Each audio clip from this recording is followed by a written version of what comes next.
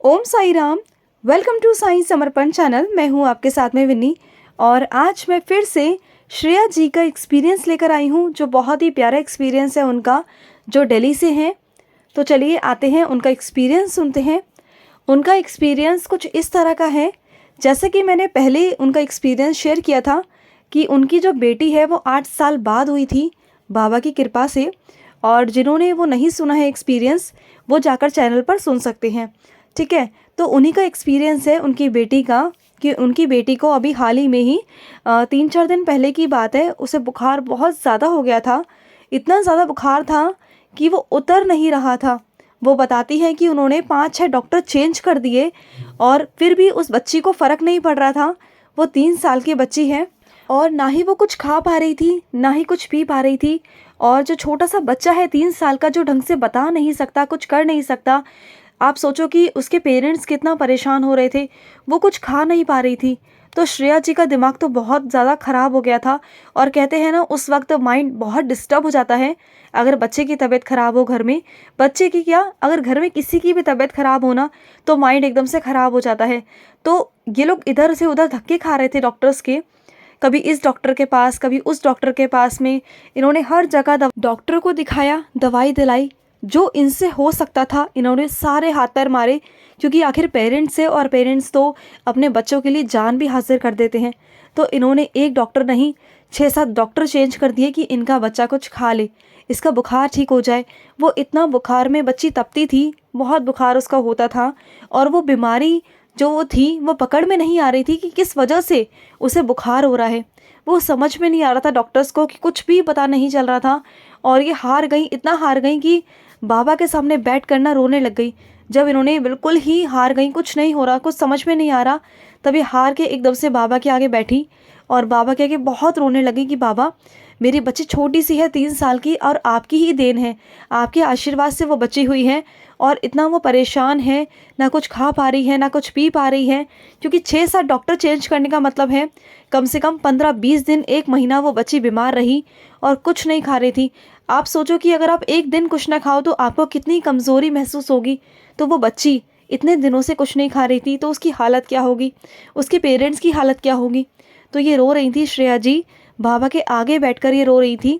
और ये बाबा से बोल रही थी कि बाबा, अब आप ही कोई सोल्यूशन दो, मुझे समझ में नहीं आ रहा बाबा, मैं क्या करूं। और जो इनकी बच्ची है ना, डॉक्टर्स की दवाई खा खा कर, जो दवाइयाँ होती हैं वो गर्म होती हैं, आप सभी को पता है। वो छोटा सा बच्चा है, इतनी सारी गर्म दवाइयाँ खाएगा तो उसके मुंह में छाले तो होंगे ना। उसके मुंह में इतने छाले हो गए, इतने, कि वो कुछ पानी तक नहीं पी पा रही थी। पानी पीते वक्त भी वो बहुत रोती थी, तो वो खाएगी क्या। तो इतना ज़्यादा चीज़ें कॉम्प्लिकेटेड हो गई थी उनकी मदर के लिए। ज़्यादातर तो एक माँ के लिए बहुत परेशानी खड़ी हो जाती है कि बच्चा उनका कुछ नहीं खाए। तो उसके मुंह में अगर पानी भी डाल रहे थे ना, तो वो चिल्ला रही थी, तड़प रही थी। उसको कुछ भी खिलाया पिलाया नहीं जा रहा था, ढंग से वो कुछ खा भी नहीं पा रही थी। इनफैक्ट वो पानी भी ढंग से नहीं पी पा रही थी। पानी पिलाते ही उसको जलन मचने लगती थी। उसके जो छाले थे ना, उसको वो जलन करते थे। वो कुछ भी खा नहीं पा रही, कुछ भी पी नहीं पा रही। चलो बड़ा बच्चा हो तो उसे संभाल ले, कुछ भी कर ले, लेकिन उस छोटी सी बच्ची को हम कैसे संभालेंगे। तो इतना बड़ा प्रॉब्लम था उनकी मम्मा के लिए। तो ये बाबा से मन ही मन बोल रही थी, रो रही थी, बहुत रो रही थी। तो बाबा से रोते रोते जब बाबा के समक्ष ये बैठी हुई थी, बाबा के सामने बैठकर ये रो रही थी, तो इनके दिमाग में ऑटोमेटिक आया, जैसे बाबा ने इनसे कहा हो कि जाकर ओदी दे, ओदी देने से तेरी बच्ची ठीक हो जाएगी। तो इनको अचानक से याद आया कि अरे, मेरा तो ध्यान ही नहीं गया बाबा की उदी की तरफ। इतने दिन हो गए और मैं उदी हमेशा देती हूँ बच्चों को, अपने घर में सबको देती हूँ, और मैं ये कैसे भूल गई। तो फिर अचानक से बाबा ने इनके दिमाग में डलवाया कि जा अपनी बच्ची को उदी दे, सब ठीक हो जाएगा।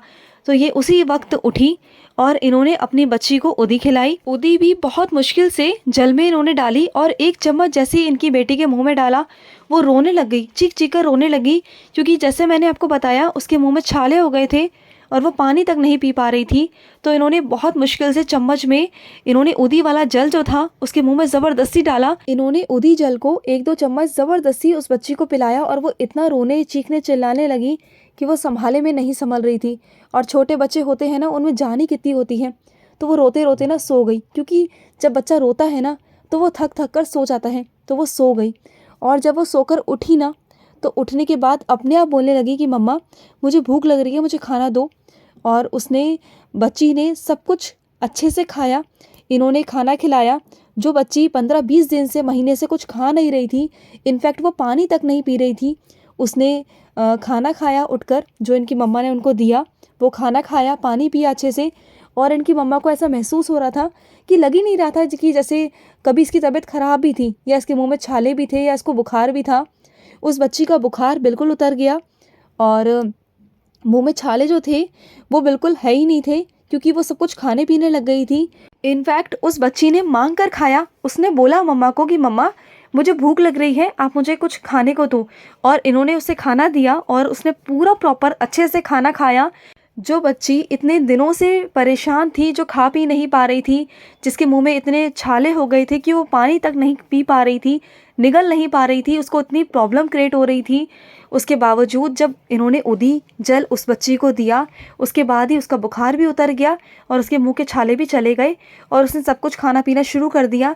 और श्रेया जी बताती हैं कि इन्होंने अपनी बच्ची को जब उदी जल पिलाया था ना सोने से पहले, तो वही उदी जल इन्होंने पिलाया हुआ था। उसके बाद बच्ची बिल्कुल ठीक हो गई। ना इन्होंने दोबारा से उदी जल दिया, ना कोई दवाई दी, कुछ भी नहीं दिया। जहाँ इनके 6-7 डॉक्टर चल रहे थे, जहाँ से इनकी मेडिसिन चल रही थी, दवाइयाँ चल रही थी, जहाँ से बच्ची ठीक नहीं हो रही थी, और एक बार की उदी में काम हो गया। कई लोग कहते हैं ना कि हम तो सालों से उदी खा रहे हैं, बहुत महीनों से उदी खा रहे हैं, हमारी तो उदी कारगर नहीं हो रही, हमारी बीमारी ठीक नहीं हो रही। बहुत सारे लोगों की शिकायतें होती हैं। तो ऐसी भावना रखो कि बाबा को विवश होना पड़े। श्रेया जी ने सिर्फ एक बार उदी दी, सिर्फ एक बार में ही उनके साथ चमत्कार हो गया।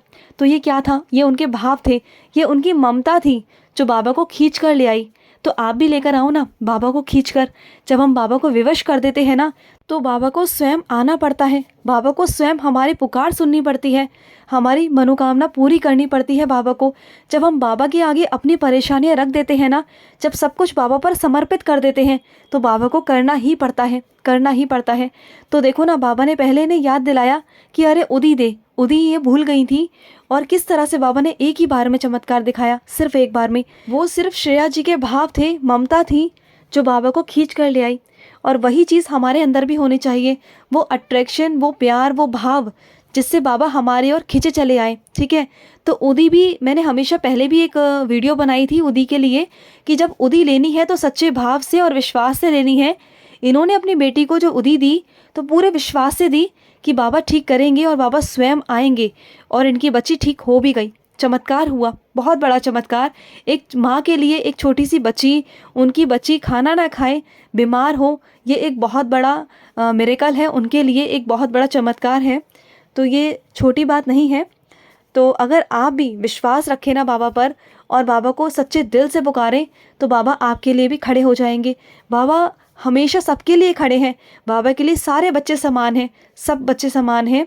आप बाबा को बुला कर देखिए, पुकार कर देखिए, बाबा आपकी मदद के लिए भी ज़रूर आएंगे। ठीक है। अगर आप सबके भी कोई अनुभव है तो आप हमारे साथ स्क्रीन पर चल रहे नंबर पर शेयर कर सकते हैं। तो चलिए मिलते हैं नेक्स्ट वीडियो में, तब तक के लिए मैं लूँगी समाप्ति। ओम साई राम, जय साई राम।